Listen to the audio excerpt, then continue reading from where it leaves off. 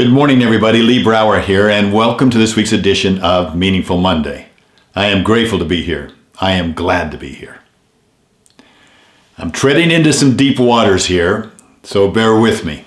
A couple of days ago, a colleague, a friend, somebody that I coach, very successful business and family man, came up to me and with a grin on his face, and he said, "You know what? I almost called you a couple of weeks ago because I had this burning question, but I thought for sure you would answer it on your Meaningful Monday, but you didn't." I said, "What question were you thinking about?" And he says, "I thought for sure you would give us your take on Mitt Romney and the decision and the announcement that he made." And I said, "You've got to be kidding me, because I don't see Meaningful Monday as the forum for that." But when you really look at that experience, perhaps there's a bigger discussion that we should all be involved with. Perhaps we should be more involved with civility. And I look at recent Meaningful Mondays that I've shared some experiences that we had, like the NFL game. We went to the NFL game, if you recall, as a visiting game for the team that we were rooting for. We were the visitors. But yet we were treated with such incivility. We were treated with vulgarity and arrogance and spewing venom. It was a total lack of civility. And if we start to lose civility, do we start to lose our civilization? And we've seen it in many places. We live in an age right now where incivility has been raised to an art form. People have become famous for their ability to abuse other people.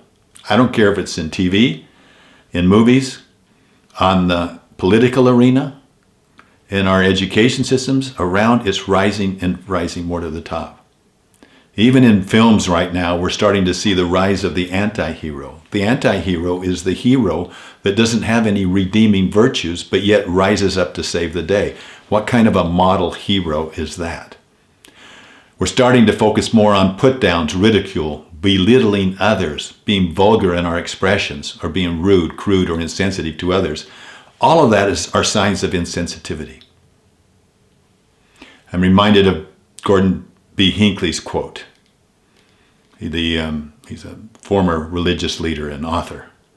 "Gratitude is the beginning of civility, of decency and goodness, of a recognition that we cannot afford to be arrogant. We should walk with the knowledge that we will need help every step of the way." Little book I've been reading recently had a quote that said, "Asking for help isn't giving up. Asking for help is refusing to give up." Civility carries with it the essence of certain great qualities: courtesy, politeness, consideration of others. All of your education, all of the accomplishments in the world will not count for anything unless they are accompanied by marks of gentleness or kindness, of respect for others, of going the extra mile, of being men and women that look beyond their own selfish interests for the good of others. There's a quote by Ted Koppel. I want you to think of it as it relates to the situation with Mitt Romney. "Aspire to decency, practice civility toward one another. Admire and emulate ethical behavior wherever you find it. Apply a rigid standard of morality to your lives, and if periodically you fail, as you surely will, adjust your lives, not your standards." So my reaction to Romney was the reaction that I saw from everybody else. It doesn't matter what I thought about whether what the decision he made was right or wrong. What really disturbs me more than that is that those that were excited about his response, his announcement, spewed venom, lacked the civility, and spewed venom towards the other side. Showed total lack of civility. Those that did not like what he said showed total civility and aimed it completely at the other side as well, and then also at Romney himself.